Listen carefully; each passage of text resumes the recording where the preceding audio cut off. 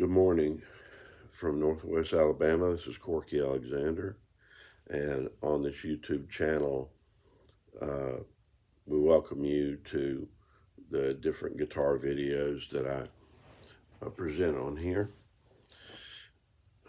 I wanted to talk briefly this morning about some tips for those of you that are aged rock stars, or I would say aged wannabe rock stars. There's a lot of us around like baby boomers that turned teenagers in the 60s, and most of my audience on YouTube is males in the 50s and 60s as far as age is concerned. And so I thought I would give a few tips for playing solo on guitar. The back in the day, when I first started playing guitar, I was enjoying being a second guitar player, so that put me pushing ahead to try to find alternative licks and riffs and arrangements that would complement a singer-songwriter.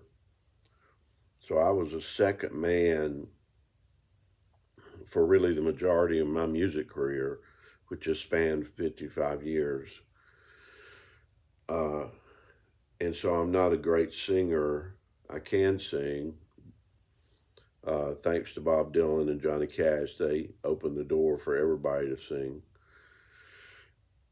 But I never got total fulfillment out of vocalizing in that way. I think I maybe enjoy it more late in life than I did early. All I wanted to do was be Eric Clapton in the old days, as dozens of you wanted to be. And if you got to be in a band, that was a luxury, because being able to get everybody together at the same time, being able to afford the gear and so forth. But I was fortunate to have been in several bands. And when I was in those bands, even though I wrote songs, when they were performed, it was usually Kimberly, my wife, would be the lead vocalist, or way back in the day, Alan Steele, who is still, I think, is one of the great songwriters and performers in the world. And we've had a few reunions where we got together at a wedding reception or got together at the house to reunite and play our old songs and things. And that was always the bomb for me. So I love being a side guy.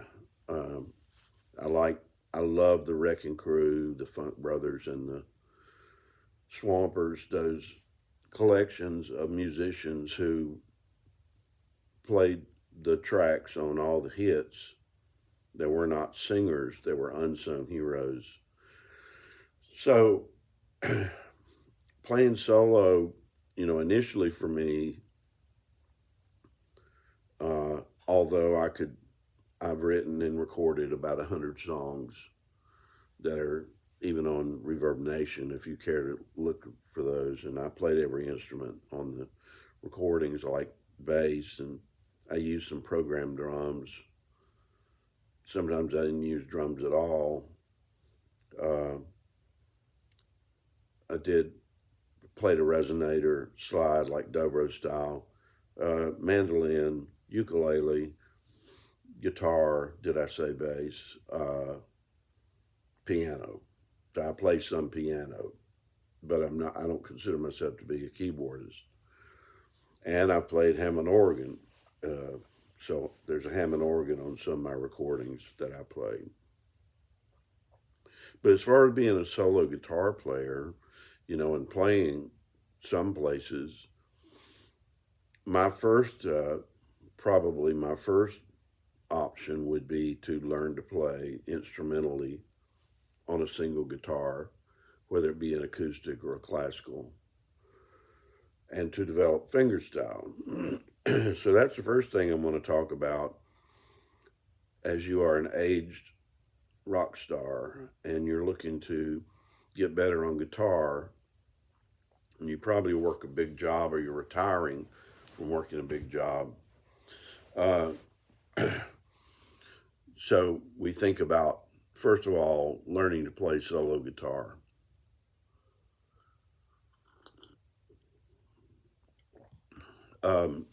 There's a few ways you can go on fingerstyle. If you don't read music, most of us can read tablature, but if you don't read music, then your option is to learn some of the fingerstyle songs. Go on YouTube.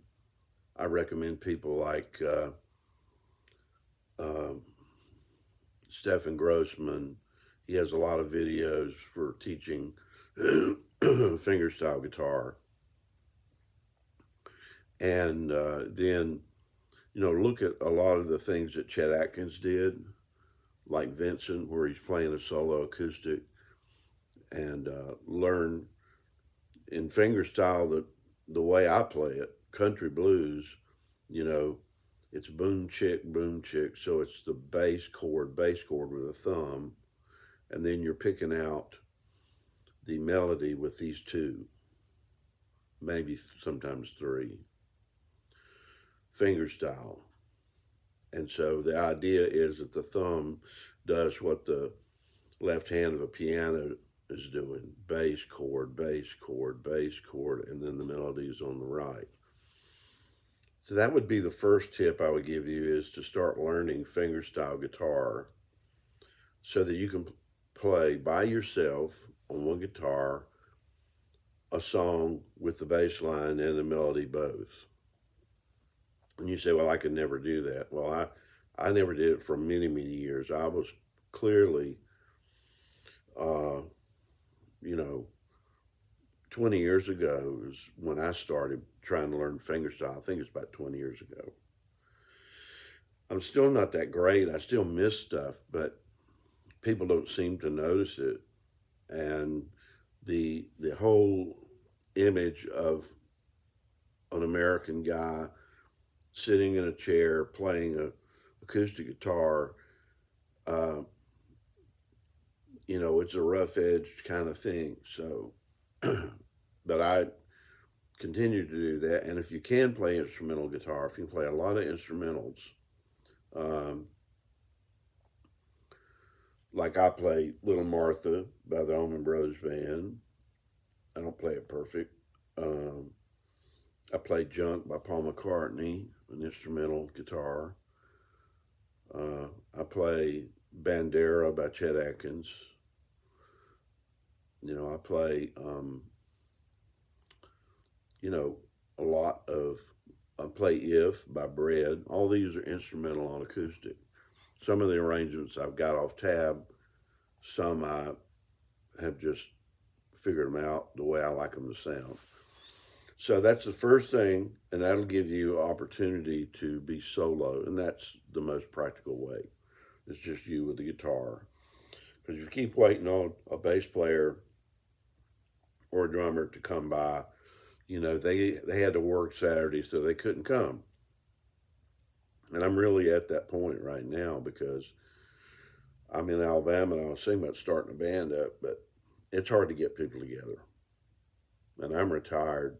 I teach college, one course a semester, and so I have a lot of time. So, okay, number one, learn fingerstyle. Number two, if you're going to sing and play, then you need to really learn a lot of chord substitutions.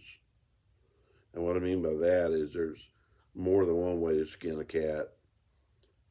And rather than just playing the Mel Bay chords, A, B7, C, D, E, F, and G, learn chord substitutions. like when Paul McCartney did Rocky Raccoon, he's doing an A minor, but he's also pressing his little finger on the high G, a note on the high E string, and that's a chord substitution, and it brings about the song in a way that's really interesting for the listener. So if you play a coffee house or church, or maybe you play at a flea market or a fair, uh, something like that, outdoor fair, or anywhere you get opportunities to play, restaurant, corner of the restaurant. When you start using these chord substitutions, the listener has in their mind the expectation of what the song's going to be. If you say you're going to do Here Comes the Sun, well, they're going to expect you to play that really high mandolin sound that George Harrison had on Here Comes the Sun. So you're going to satisfy some expectations, but then you want to surprise your audience. And the way you surprise your audience on guitar playing is to learn new chord substitutions where you're not playing just the standard. Your strumming patterns too, you need to be a hybrid, you need to be doing some other picking rather than just, all we are saying is give peace a chance, just strumming. There's a place for that. I mean, campfire, sing alongs, porch music, all that. So, fingerstyle guitar playing to learn. And then, secondly, if you're going to sing along, is learn chord substitutions. I'm wearing my harmonica holder today. I'm really like the worst harmonica player in the world, but I've learned as I've watched all these singer songwriters, people like Chris Christopherson, Steve Earle, Neil Young, Bob Dylan, and this is kind of the default for our generation is you do that. You don't have to really be great on harmonica or even good, because what it does, it just adds a layer to your playing when you blow on a few chords on the harmonica. Now, if you want to go deep on it, knock yourself out, I find it a very hard instrument. But it's very, very appropriate for the singer-songwriter to play some harmonica. And I don't do much, but I do some, just because it adds a little variety to what I'm doing in addition to the guitar. Fingerstyle playing, vocal, chord substitutions. And these are things that will put you in a different mode than the rock and roll mode. So you'll be able to, major on the songs, but you could do a lot of cool arrangements too as a solo player. And there's a ton of places you can play. I know we just came through COVID and everybody felt like they didn't have anywhere they could play. My big job that I had for so many years was a pastor of a church. And so when I retired from the pastorate and was drawing Social Security, I could afford to play in a restaurant every Friday night. I did that out in South Dakota for a little over a year and just worked for tips. And that really made me build and expand my repertoire for solo playing. So anyway, there's a ton of places you can play as a solo guitar player, but probably the biggest thing I'll say today is learning to play a whole song instrumentally if you're not a singer is real important. And then get you a good acoustic and or classical and learn songs, and then be able to sit down and say, well, I'm going to play Freight Train, and do the melody and the bass and all that. The reason I bring out the harmonica holder is I noticed that there are solo modes that these artists go into, especially the ones that are real songwriters, like Chris Christopherson, or there's a ton of others. And what they do is they just add harmonica on a holder to their guitar playing.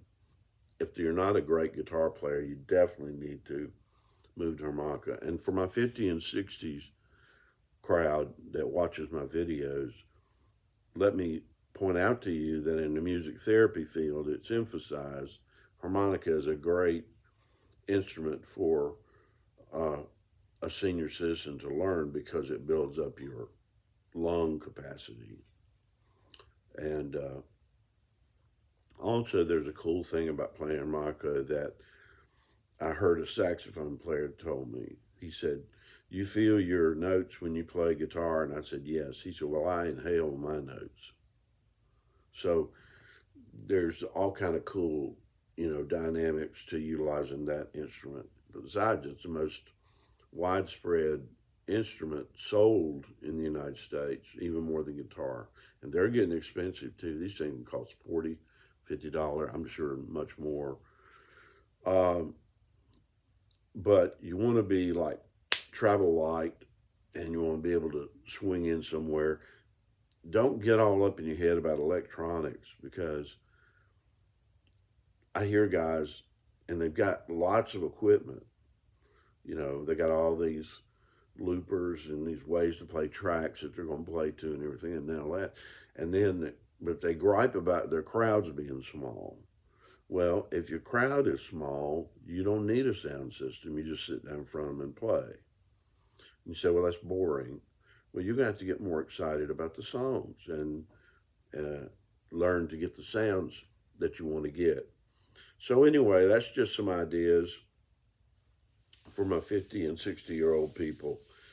I hope you're having a good day. Suggest some songs, classic rock songs that I can teach on here, and I will do my best to do them. I already had one request to do Black Water by the Doobie Brothers, and I have learned it, but I'm just not quite sure yet what I'm going to do about it. So y'all hang in there. Happy Labor Day, right? Right.